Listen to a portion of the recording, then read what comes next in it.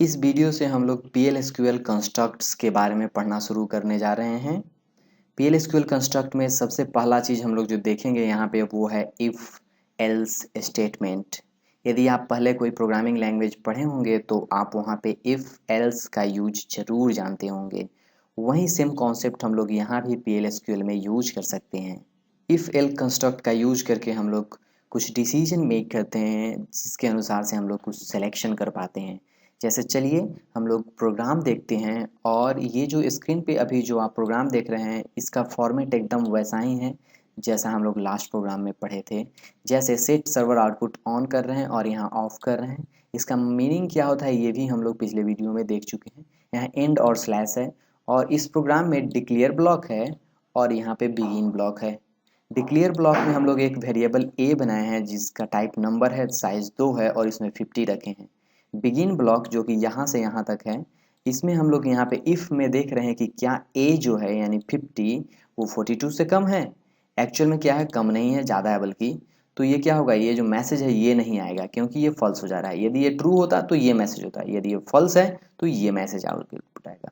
अभी यहाँ पे ये फॉल्स है इसलिए क्या होगा, dbms.output.putline a is not less than 42 यानी 50 इज नॉट लेस देन 42 यहाँ पे आउटपुट यहाँ पे आ रहा है। यदि यहाँ पे हम लोग 60 दे देते, जैसे यहाँ पे 60 है, इस सिचुएशन में क्या हो जाता है, 50 इज लेस देन 60 यानी यहाँ पे प्रिंट होता है a इज लेस देन 42। चलिए फिलहाल हम लोग इसको 42 ही रहने देते हैं और सेव करते हैं। और चलिए कमांड लाइन से इसको हम लोग रन करने का कोशिश करते हैं। रन करने के लिए हम लोग लिखते हैं स्टार्ट और जी ड्राइव के अंदर में ओरेकल नाम के फोल्डर के अंदर में इफ़ else.sql नाम का फाइल है, इसको रन करते हैं। और आप यहाँ मैसेज देख सकते हैं a is not less than 42 यानी ये मैसेज आ रहा है, ये a is not less than 42। और ये इफ एल्स के बाद में एक लाइन दिया गया है dbms.putline value of a is a यानी यहाँ पे आउटपुट में क्या आ रहा है, वैल्यू ऑफ a इज 50 क्योंकि जो ओरिजिनल a का वैल्यू है वो 50 है। यदि हम लोग यहाँ पे 60 करते हैं, ये 60 कर दिए, सेव करते हैं, यानी अभी आउटपुट में मिलेगा a इज लेस देन 42। और यदि हम लोग यहाँ पे रन करेंगे तो आप देख सकते हैं a इज लेस देन 42 और वैल्यू ऑफ a इज 50 आ रहा है। तो आप यहाँ पे देख सकते हैं कैसे सिंपली हम लोग एक छोटा सा प्रोग्राम बनाए और यहाँ पे हम लोग इफ एल्स कंस्ट्रक्ट का यूज़ कर पा रहे हैं। चलिए इसको हम लोग अभी कमेंट करते हैं इस कोड को और कुछ और प्रोग्राम हम लोग इफ एल्स कंस्ट्रक्ट पे देखते हैं। आप देख सकते हैं नीचे एक और कोडिंग को कमेंट किया हुआ है, इसको हम लोग अनकमेंट करते हैं। आप देखिए यहाँ पे भी सेट सर्वर आउटपुट ऑफ और यहाँ ऑन किया गया है। डिक्लेयर में यहाँ पे एक बेसिक किए हैं 5 डिजिट का नंबर और इसमें 33,000 रखे हैं। बिगिन में आप देख सकते हैं यहाँ से इफ एल्स कंस्ट्रक्ट, हम लोग जो ऊपर पढ़े थे इसमें क्या था, इफ और एल्स और कुछ नहीं था। और यहाँ पे एंड इफ जहाँ भी शुरू होता है वो एंड इफ कहीं ना कहीं होता है। उसी तरह यहाँ भी इफ शुरू हो रहा है तो कहीं ना कहीं एंड इफ होगा।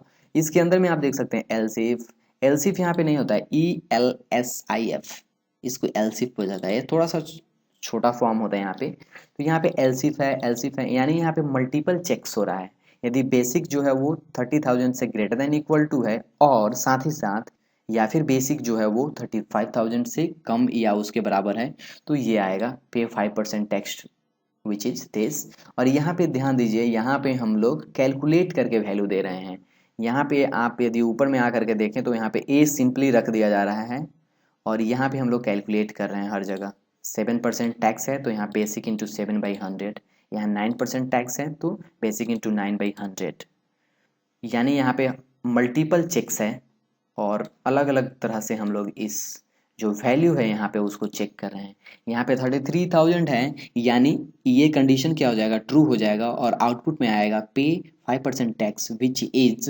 चलिए हम लोग सेव करते हैं और इसको रन करके देखते हैं क्योंकि अभी जो होगा वो 5% टैक्स वाला होगा। और आप देख सकते हैं पे 5% टैक्स विच इज 1650 1650 यहाँ पे आ रहा है। फिर 5% टैक्स विच इज ये कैलकुलेट करके वैल्यू दे रहा है और ये वैल्यू बेसिक पे कैलकुलेट हो रहा है जो कि बेसिक में 33,000 है यहाँ पे। यदि हम लोग इसको चेंज करेंगे इस वैल्यू को, उसी अनुसार से ये कंडीशन चेंज होगा और जो कंडीशन फुलफिल होगा वही आउटपुट हम लोग देख पाएंगे। इस प्रोग्राम में हम लोग एंड इफ के बाद में हम लोग एक लाइन दिए थे और यहाँ पे हम लोग एंड इफ के बाद में कुछ नहीं दे रहे हैं, ये ध्यान रखिएगा। ये देना इसलिए कंपल्सरी नहीं है, बस ये देखने के लिए हम लोग दिए थे कि ओरिजिनल वैल्यू क्या है। यहाँ पे भी यदि हम लोग देखना चाहते हैं तो हम लोग आसानी से यहाँ पे भी दे सकते हैं। डॉट पुट लाइन यहाँ पे लिख सकते हैं, और जिस तरह से यहाँ लिखा हुआ है वैल्यू ऑफ, यहाँ पे बेसिक इज, और यहाँ पे सिंगल कोट बंद करके हम लोग बेसिक लिख सकते थे यहाँ इस जगह पे, और ये काम करता। उम्मीद करते हैं इस प्रोग्राम में आप इफ़ एल कंस्ट्रक्ट को अच्छी तरह से समझ गए होंगे। Thank you.